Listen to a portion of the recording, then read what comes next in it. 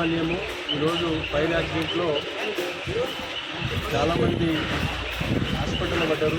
కొంతమంది చనిపోయారని తెలుస్తూ ఉంది. లెక్కలు తెలుసుకోలేదు, ఇంకా ఇక్కడే చనిపోయారని చెప్తా ఉన్నారు. ఇంకా ముందు ఎంతమంది కూడా తెలియదు.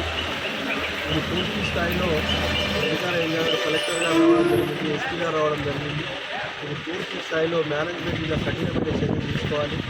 ఎక్కడ సేఫ్టీ ప్రికాషన్ లేకుండా ఈ కంపెనీ నడుపుతూ ఉన్నారు 30 సంవత్సరాల సార్. ఎక్కడెక్కడ ఫైర్లో తిరుగుబట్టింది, ఎక్కడెక్కడ ఏమాత్రం సేఫ్టీ లేదు. వర్కర్లు వాళ్ళ ప్రాణాలతో చిలగంట మాడి కంపెనీ నడుపుతూ ఉన్నారు.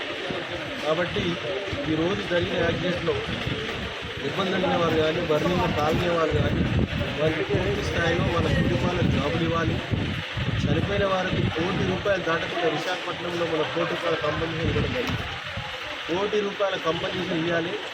ఇవ్వకపోతే ఇబ్బందులు ఎదుర్కొంటారు. వీళ్ళు కంపెనీ నడపలేదు. రాష్ట్ర వ్యాప్తంగా వీళ్ళ మీద కఠినమైన చర్యలు, ప్రభుత్వం నుంచి కఠినమైన చర్యలు తీసుకోవాల్సి వస్తుంది. కాబట్టి పొల్యూషన్ కంట్రోల్ బోర్డు వారు కానీ, లేబర్ డిపార్ట్మెంట్ వారు కానీ, సేఫ్టీ ప్రికాషన్ డిపార్ట్మెంట్ కానీ ఎక్కడ ఏమాత్రం చర్యలు తీసుకోకుండా ఆ కంపెనీ నడిపిస్తూ ఉన్నారు.